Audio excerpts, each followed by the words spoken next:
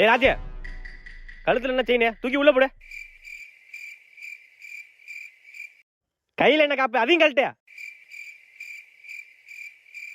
ஸ்கூலுக்கு வந்தா படிக்கிற மாதிரி வரணும், ரவுடிசம் பண்ற மாதிரி வரக்கூடாது, சரியா? தோப்புக்காரன் போடுறா. சார், கேர்ள்ஸ் எல்லாம் இருக்காங்க, அசிங்கப்படுத்தாதீங்க.